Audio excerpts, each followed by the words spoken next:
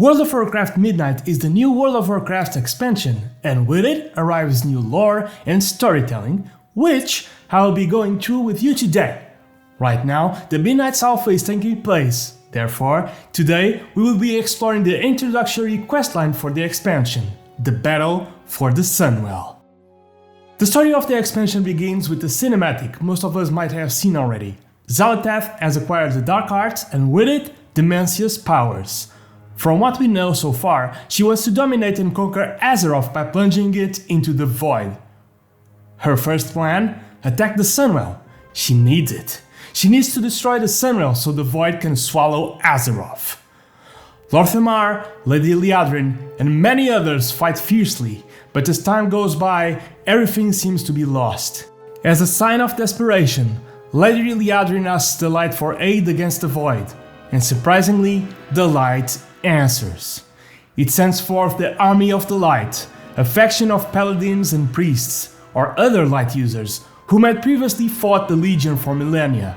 With the Army of the Light's aid, Silvermoon's forces turn the tide of the battle, and that's when, my friends, we, as the players, show up. First, we need to help the Army of the Light fighting off the forces of the Void. Right there and then, we can see that Lor'themar and Turalyon do not see eye to eye. Where Lor'themar wishes to rescue his people, Turalyon seems only focused on fighting off the Void with everything. Keep this in mind, since it will be important down the line. Turalyon, that guy, he also instructs us to wipe out the hungering host and most importantly, find his son, Arathor. When we find Arathor, he mentions something curious. It seems that he blacked out, entering some kind of trance, and after that, his enemies were defeated in front of him. What is going on here? We will need to find out.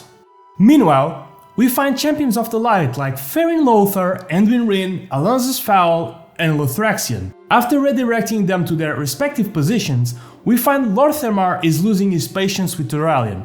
Once again. Lor'themar lets us know that Turalyon doesn't care about the well-being of the Cinderai citizens and that he's only focused on defeating the Army of the Void, like some crazy lunatic. Therefore, he asks us to save as many citizens as we can. Just then, a second wave of the devouring host pops up from the sky, causing Turalyon to rally his troops against the new emerging enemy forces. Arathor rushes to help his father, just like us, the player, but Lor'themar stops us and asks us to protect the civilians. Arathor thinks twice about this. He didn't want to let his father down, but surely the High Azarch wouldn't mind, right? We adventure through the plaza and save citizens from void spawn and rubble, sending them to the docks where ships were ready to depart. We kill a silly big goo and find out that Xal'atath ordered many of their void pawns to attack the boats. We do not stop. We jump on top of the light-infused Dragonhawk and dispose of the void minions, as well as save some citizens that had fallen to the water or were stuck on the boats. It is thanks to us that the evacuating ships are able to make it through and sail away from the island. However, it is time to rejoin the Army of the Light. We rejoin Turalyon and the Army of the Light, which is very quick to scold Arathor for having abandoning the army to go help the civilians, since Lor'themar was more than capable of doing it. Turalyon and the Army of the Light charge the devouring host, leaving the player and his son behind. Arathor is quick to notice that the Void army is being powered by a large pylon, which were summoning more Void minions. Arathor rapidly tells us that there are 3 Void commanders we need to defeat, before destroying the pylon. We and Arathor defeat the commanders one by one, as well as activating sentinels that help us destroying the pylon once and for all. Arathor lets us know that the light has been affecting me lately. He notices resemblances between the light and the void, as when someone is overwhelmed by strong emotions, the light and the void respond in the same way, providing the user with strength and power.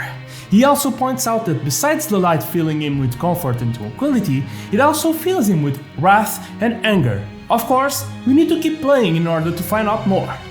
We destroy the pylon. Xal'atath responds with her silly taunting games, and we are off to regroup with the Army of the Light. Everything is going smoothly, until Turalyon scolds his son. again. We are told by Lady Liadrin that there are ethereal thieves that stole some rare weapons from the Cinder Eye. This is especially dire, since they could also flank the Army of the Light. We go and enter the buildings, grab the weapons, kill ethereals and... Wait a minute! These weapons! Yes! They are from the Burning Crusade, especially from the Chaos Sunstrider fight in the Tempest Keep raid. What's cool is that each weapon has a different skill that can be used against our enemies. After gathering all the weapons and kill some ethereals, we return to the Army of the Light and charge a large void behemoth. With the aid of the Army of the Light, and especially the legendary weapons, we manage to defeat the behemoth. However, it is not long before two more behemoths show up, being summoned by Xal'atath. What is worse is, it took the entirety of the Army of the Light and the legendary weapons to defeat just one, and now there are two. We are sadly forced to retreat back to the Sunwell, marking our final stand there. Lady Liadrin explains that the only hope at that point was to request the power of the Sunwell in order to help us against Xal'atath's forces. Inside the Sunwell, we fight against forces of the Void and defeat their primary leader. Then, well, we do not have any cinematic, but the Sunwell, empowered by all the paladins and the priests, erupts into a bloom of light, sending a massive beam of light crashing into the void there above, preventing the entrance of more void minions into Azeroth. We made it! We defeated Xal'atath's army. For now. Eretor points out that it is impossible to maintain the beam forever, even with all the numbers of prayers, and that soon enough, Xal'atath would return. We then return back to Silvermoon. As we approach Lor'themar, we find Umbric and Romath arguing.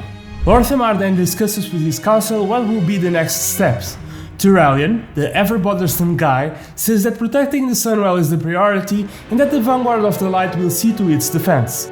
Unfortunately, Lor'themar is forced to see that it would be benefic to have the Alliance presence in Silvermoon and around the Sunwell, much to his people's disapproval. The Void Elves, however, their access to Silvermoon was refused, since their presence alone could harm the Sunwell. We get to know that the Sunwell's magic has caused some occurrence called the Light Bloom, all across Quel'Thalas. And with it, the introductory questline ends, as further questing is outside Silvermoon. If you'd like to see more about the main quest, please let me know, so as soon as Eversong is unlocked, we can jump right into it. Having played the Midnight's introductory questline, I feel it's very similar with Legion or Warlords of Draenor, in the sense that there's an immediate threat we must defend ourselves from and plan the next steps in order to drive such threat from our lands. Eretor's light powers discovery is pretty interesting, and Lor'themar and Turalyon's arguments further their relationship into a clear ticking bomb that might or might not blow up in the future. For now, this is all. Have a good one, and as always, bye bye!